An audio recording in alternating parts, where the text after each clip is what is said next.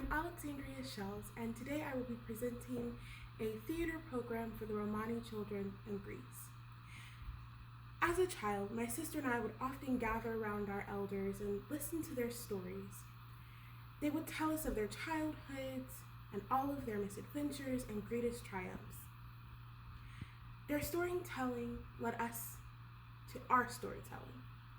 I remember my sister would tell these believable stories that she just created out of nowhere, all completely lies, but they were able to draw you in and make you believe every word. This is what actors and playwrights do for their living. They create these stories and make us believe every word. The Roma could be considered some of the world's greatest actors. For most of the Roma history, they have made stories come alive and entice audiences for centuries. Due to systematic oppression, this wonderful gift of telling stories has been made to look like the Roma are these dirty liars, only set on swindling you out of something.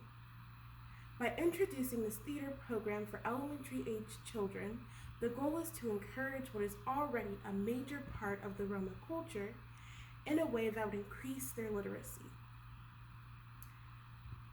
So a little background information on the Roma. They arrived to the European continent about 5 centuries or so ago. Their original way of making a living was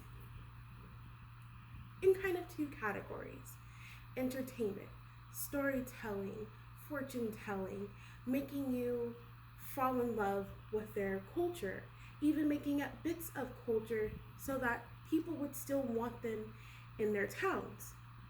And the second part of their way of life was seasonal labor and craftsmanship, basket weaving, picking fruits, picking vegetables, working in the land. All of these were part of the Roma tradition. However, when the Roma came to Europe and when the Roma stayed in Europe across the continent, there was systematic rules and laws that European nations used to oppress the Roma. For instance, there were laws in Ireland and Britain that would have a price tag on how many Roma you could catch and hang, bell tolling for how many Roma you could kill. All of this throughout the centuries. Brutal capital punishment, cutting off hands, cutting and dismemberment for stealing, for minor offenses, all used to oppress the Roma, the others. This oppression didn't stop. Well into the 20th century, the Roma have been targeted with violent attacks aimed at destroying their way of life. These attacks are meant to drive the Roma out, keep them oppressed, and keep them illiterate. This oppression of the Roma is as much a part of their history as singing and dancing and seasonal labor. So, who are the Roma? What are their roles in their own society? The women are what Fonseca says some of the hardest working people, waking up at 5 a.m. to do back-breaking labor to maintain their community and maintain their traditions. Oftentimes, the eldest woman of their community is the most feared. She is the rule maker, the disciplinarian. She is the one in charge, and she is the one that is on the same stature as the male Roma in the community. This dichotomy of male and in the Roma culture is created by this spiritualism and belief system based in fate, based in a connection to what Myers describes as that third plane, that middle plane between earth and heaven. And women in the Roma culture are seen as unclean, as these somewhat mystic beings because of their ability to menstruate, which is seen as unclean. So when the women of the society stop menstruating, they still have that kind of mystical connection.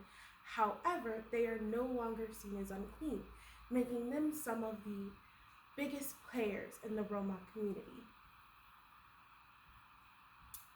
Another big part of the Roma community is their collectivism, their ableness to hold themselves together.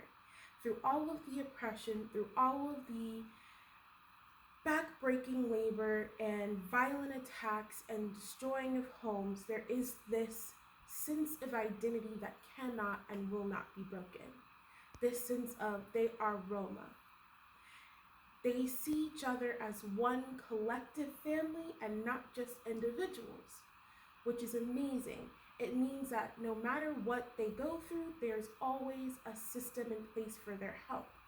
But it also means that, sadly, it is hard to change the perception of the group, the perception of rising together, pulling themselves out of poverty, the act of being able to let outside forces come in to help them. All of these go into the fact that the Roma have high illiteracy, and resulting from oppression systematically that has barred them from being able to attend school safely and without verbal or physical abuse, which is where the theater program comes into play. The goal of the program is to encourage literacy by using the Roma's tradition of entertaining and storytelling as an outlet for children to create and perform their own stories. This program is a way that will help children continue that connection with their community and allowing them to grow and eventually become the leaders of this program.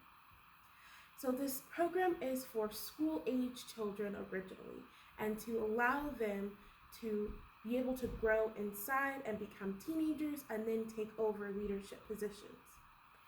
So what do we need for this program to work? Of course, we need a space.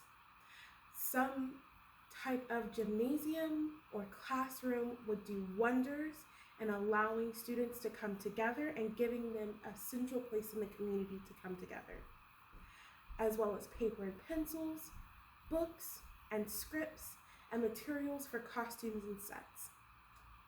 We will also need volunteers and employees that are willing to be tutors, as well as help them develop stories and plays.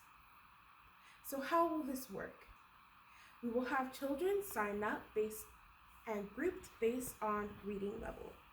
The children will be grouped, based on their reading and writing abilities, and that will allow tutors to help that group learn how to read together without necessarily that harsh judgment of being behind or ahead.